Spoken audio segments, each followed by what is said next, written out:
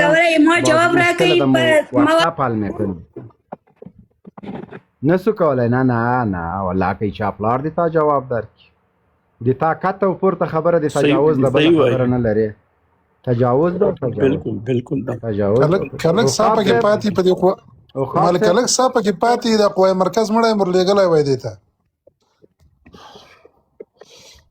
قوای مرکز ما 3000 دفعې وویلې دغه خلکو ته چې مه کوئ دا د ده وینې د خلکو په جوش کې راځي مه کوئ دا نظام مه غرقوئ دا سړی مه کوئ چې هر څه کوي تاسو څه مه ورته وایئ نه مني که نه دغه پاور بینګ یې ما نه وهلی نن بېرته ما ته امنیتي نه زه بیا تعجب دا کوم جنرال صاحب دا میاخیل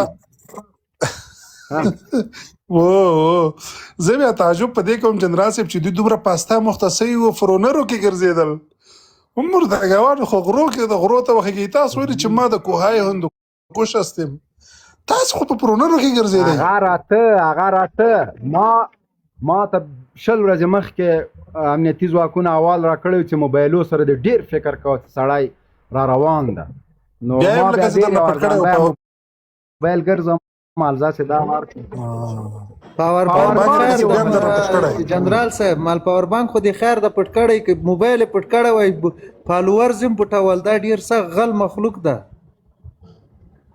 فالوورز د دوی پلار نشي پټولې دا وز د لپټاپ نه لایف راغلم زه موبایل کې دا شیونه نه خلاصوم زه پوهېدم چې دوی لپټاپ نه پټوي دا موبایلونه پټوي دلته جنرال سمیر په نامه څوک راغلی د هغه هم راجیګ کوي چې یوه دمبوره راته وغږوي راجګ مې کو دا اپشن مې ولې و اپشن مې ولې جنرال صاحب زه ورته متوجه یم د لایف کنټرول ما ته پرېږده ته خالي ډزوه بس دا عقاب صاحب عقاب دری صحبت کو دسته دی د موږ په صحبت مین دي چې په دری صحبت کوم کنم به دریم عقاب صاحب دماغ غاښتا غاګ دسته جنرال صاحب دی عقاب صاحب انټرنیټ کمزور دی دسته تا غاګسته جنرال صاحب شاهین اوروره خبره اتیا جوړه زنګوجامان د سکولونه د زنانه وسو موبایل دا د چارجر تارونه نه دي دا پاور بانګ ګوتمۍ لاکتونه د غاړو دومره شیان په موټر کې هغه د 10 کولونه دی هغه د زنانه او څنګه اچولي لپسرین پکې او پاسته کې پکې خدای دې بیخ شین کا چې څومره زر زی شای تر لاسه کا وی ولادي ما دی ورور موبایل هم پټ کړی دا خو باغه مر سره دا موبایلونه خو دې ما سار خوړلی هغه وای خرڅ کړي دي 3 دانې آیفون ولس پرو ماکس 2015 کرانه وهلی و هغه نسته دا پاور بانک تازه رانه وهلی دا مې ته بیرته راوړه ده ما خوري ته لپټاپ لګول په کابل کې کنه پټ کړل جنرال صاحب لپټاپ دوی نه پټي دا بهتان دستاو لګاو هغه به هغه بل ملګری پټ کړی هغه څنګه چې ورسره ګرځي جنرال صاحب دا په کول د سر باندې بيخي نه تا کیا کیږي دا ولي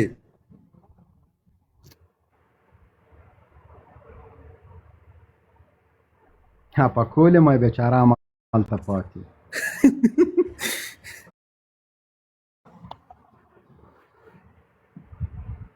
چې مرمۍ په کولم لګېدل دی آیفون 2015 کې و دغه جنرال سمیر راغله دا سخت د دې هغه د ډیر سخت هغه څه کوي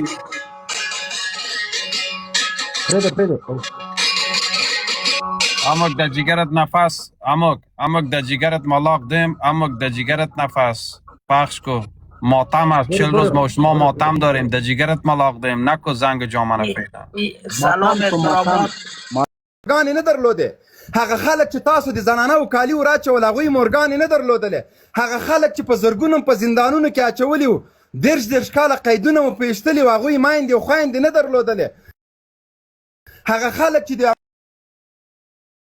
امریکانو د ناټو په بمبارونو کې مو ودونه ورته بمبار کړل هغوی څوک نه درلود هغه انسانان نه ول راځي د نظام په خلاف بغاوت کوي مسلحانه قیام کوي خلک واجنې ویډیوګانې کوي تروریست پردی پال ورته وایي بیا طالبان تا ته په غاړه کې ګلان در واچوي دلت ناسوخ کې کاش نمی کدی از مویش کش میکردی خیلی از دنبش کش کنم؟ از کجایش کش کنم تو بگو.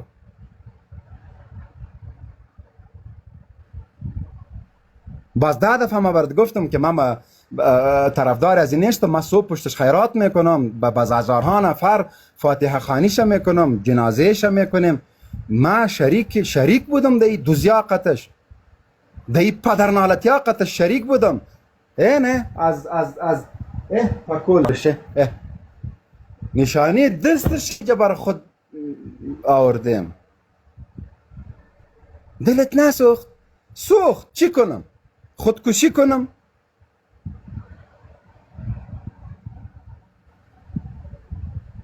قسم په الله چې ځینې خبرې دي دلته والله بالله که سړی کولی شي.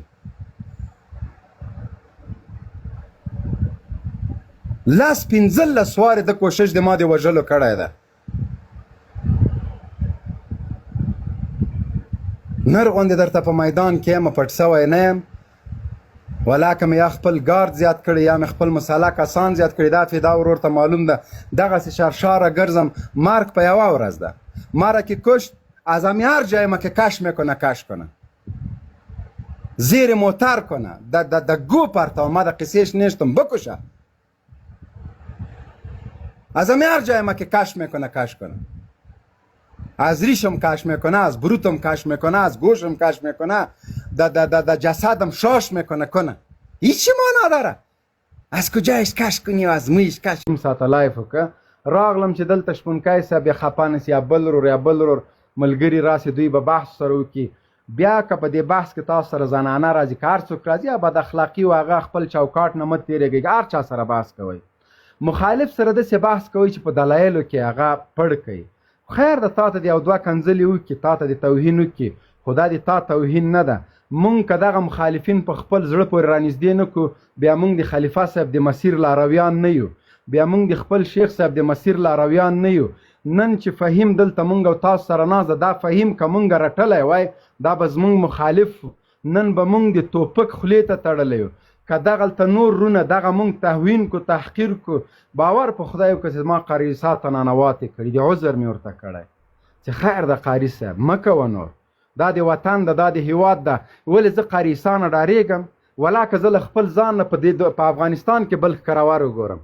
زه هر څوک چې ما سره ډغره وهي ما ته خوند راکوي چې ورسره څنګ ووهمه. پوه سوې؟ هر زورور سره.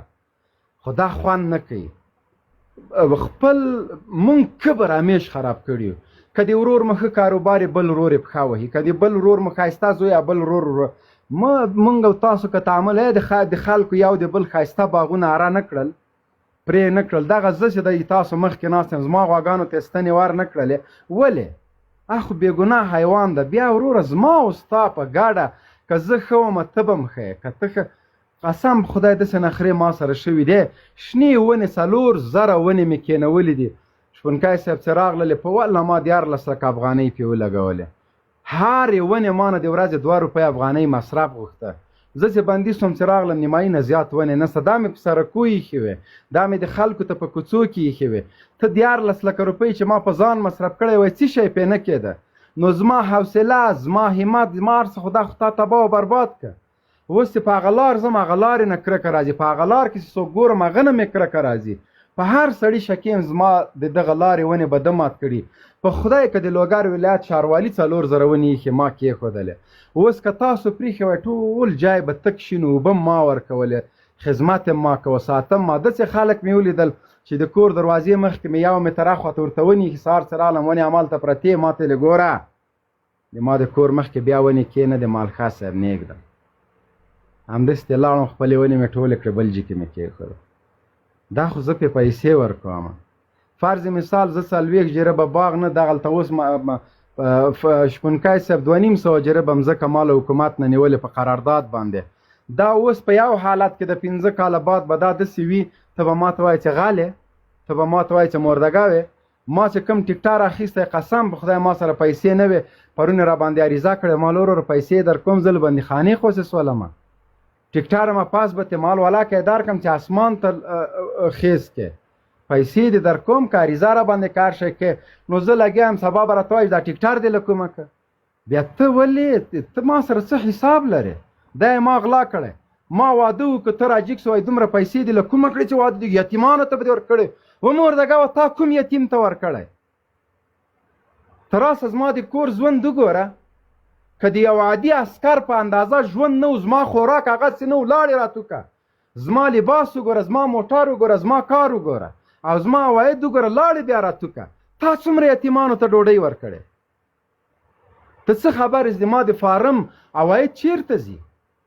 دا اوس ما سره په کار اخته کسان چې زه تنخواه ورکوم 10,000 9,000 روپۍ، دا تی ورکه، هر سړي ته بس خوله ورپاتې ده ولا فلان.